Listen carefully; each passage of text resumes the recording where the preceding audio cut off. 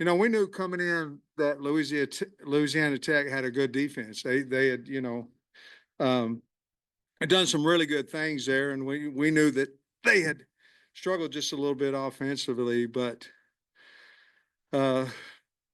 Sonny had his team ready to play, and they played extremely hard, and congratulations to them. I told our team at the end of in the locker room that I was most proud of how the defense stayed together early because we were struggling so much offensively, and how they stayed together. There was no pointing here, this. Big fourth down stops. They had first and goal at one point and didn't got no points out of it. And then the offense started getting rolling a little bit more. We weren't as consistent as we'd like to be, but and of course we've got to address the special teams. There was 4 big plays in special teams that we have to get fixed. But to get bowl eligible, the locker room was excited, happy to be bowl eligible. 4 of our first 5 years here. It was a lot of fun, and we got Larry out, and the kids had a lot of fun with it. And guys, that's not the goal of our football team. That's one of them, though. There's a lot of Power 4 teams that are not bowl eligible after today and won't get bowl eligible, and some of them have to be in our league.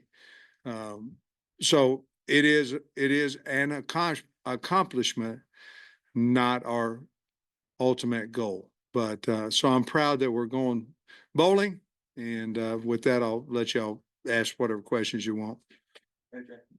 Yeah, Coach, 250 yards of offense in the first half, but it took you guys a while. I think only 25 in the first quarter. First quarter was ugly. Was it maybe that run got Talon going, or did you guys see something that they were doing? Finally found, Trey. We found we found zone stretch, and we found it. And it was in the second quarter. We were trying to run wham, a little bit of a play, and they got us. I mean, to run wham, you're whamming the nose, so your center's not zoning through. Backside linebacker, we couldn't get to him, and so there's a 3-yard loss. And schematically, they did some internals where a lot of them they were doing them on the same side, coming internal. This one was what I call bozo, a cross dog, and we finally decided, hey, if we can just zone through that we feel like we can get a hat on a hat, and we had good enough athletes to do that. So that's when the running game started a little bit, Trey. But part of it was, let's go to some zone read and let Talon run the football and try to loosen them up a little bit.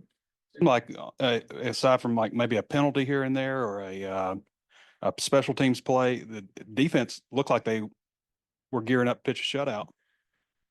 Well, that certainly was a goal at half, because they had played lights out in the first half.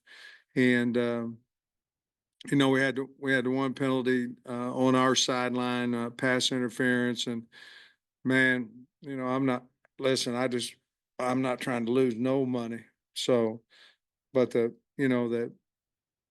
targeting on the quarterback, and then it was, and the personal foul, I don't know what else Ian could have done, to be perfectly honest with you, which took away an interception, and a 40-yard return on it. But I thought T. Will had the guys ready. They're a lot of fun to be around, and they're playing extremely hard, and they tackled real well. I was glad, Landon, he had a tackle for loss for about 3 yards, and then he had a sack, and then third down incompletion, and then they faked the punt on us and made it. But I thought, I was really happy to see Landon have success on his last home game here. And, he came back. He didn't have to. He would have got drafted last year.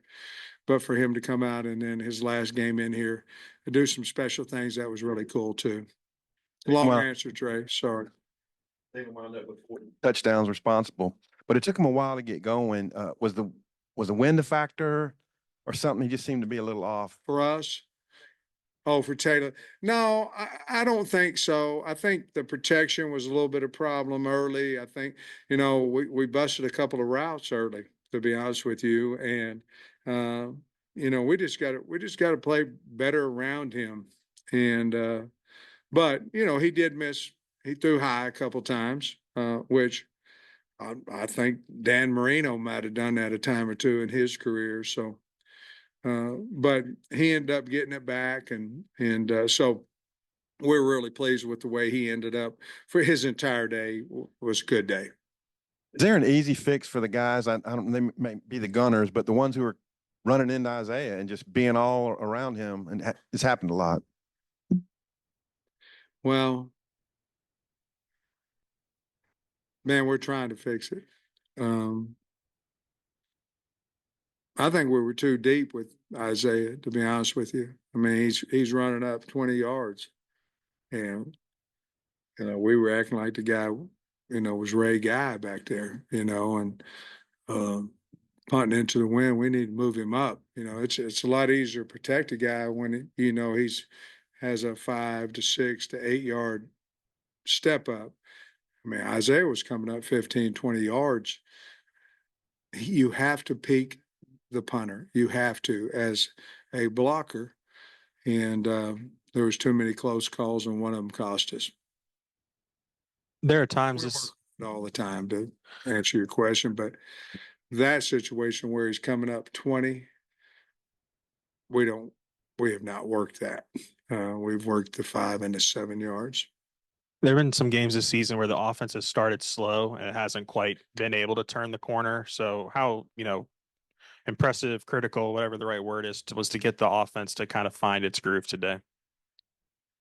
Well, got to win the game. So, they had to find a way to run the football to me, and between Eric, Bobby, and Colby, that group, they found a way to run the football.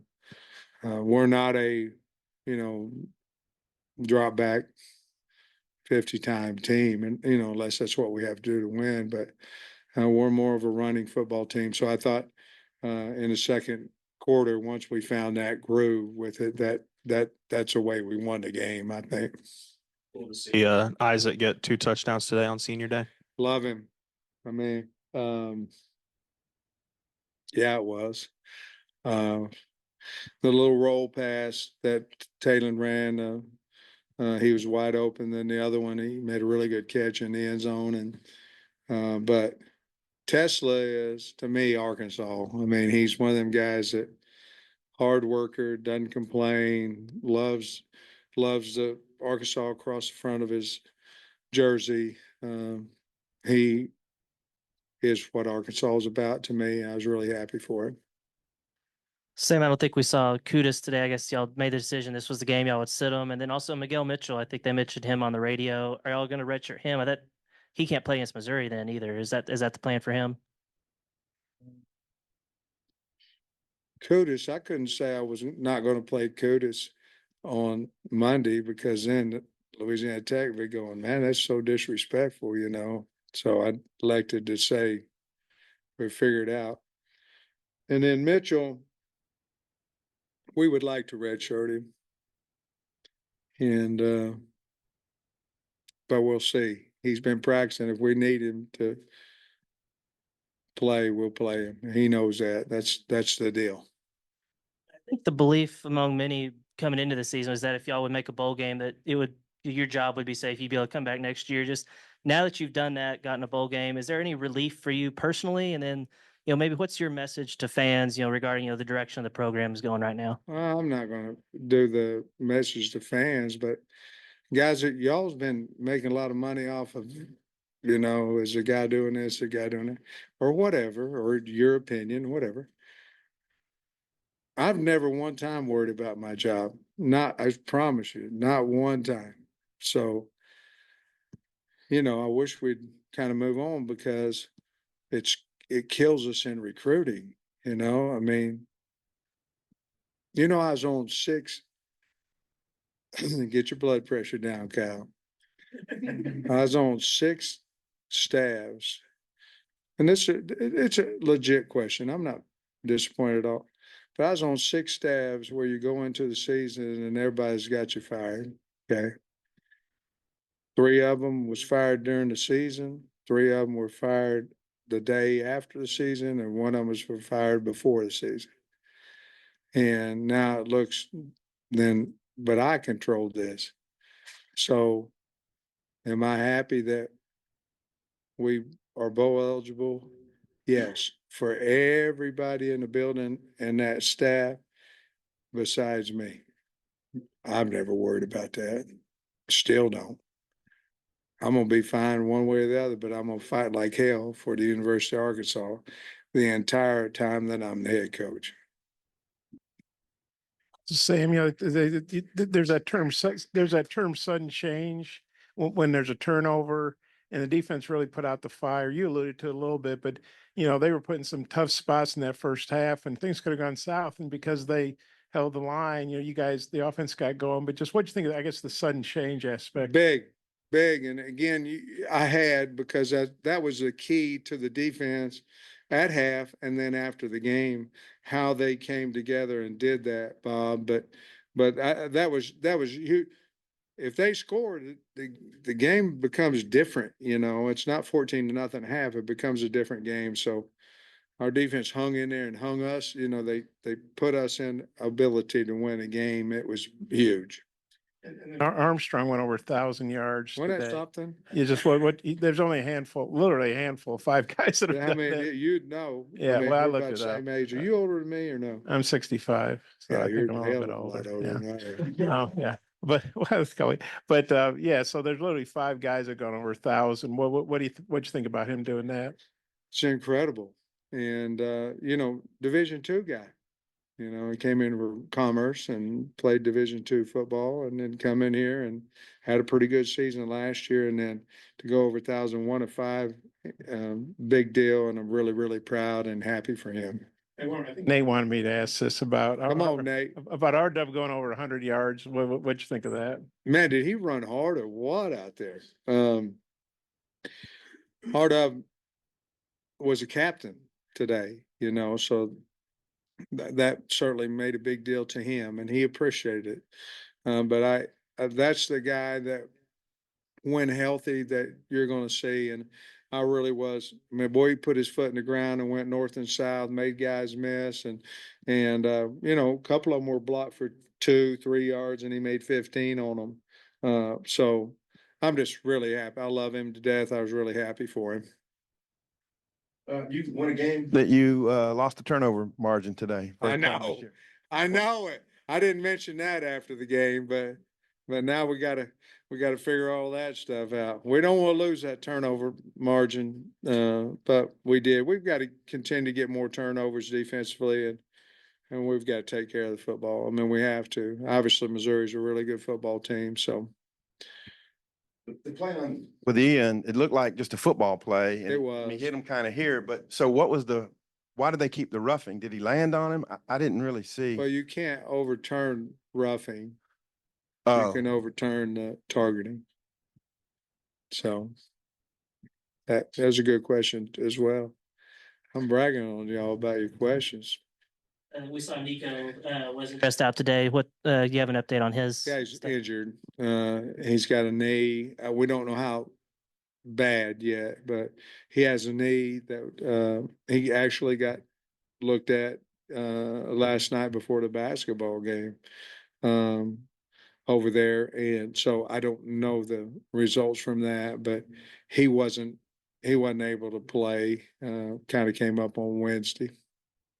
I guess back-to-back good performances from the defense. I guess what's the difference towards the end of the season between this year and last year?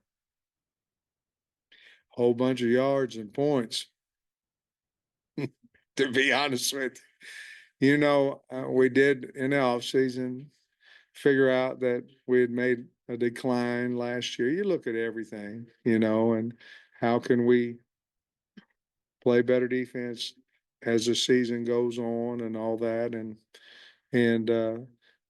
we did make some moves personnel wise, I think helped us as well. But going to the 3 down front has helped us, and we play pretty well most of the time in that front with that coverage. And the defense had the 4th and 1 play deep in Louisiana Tech zone territory when they elected to go for it. It feels like there's been quite a few goal line or short yardage stands. Just maybe what specifically has allowed y'all to have more success in that area? Well, I think we've spent possibly more time on it, depending on where you're trying to come off the edge or whether you're trying to come up the middle, depending on what we feel they're going to try to do to us.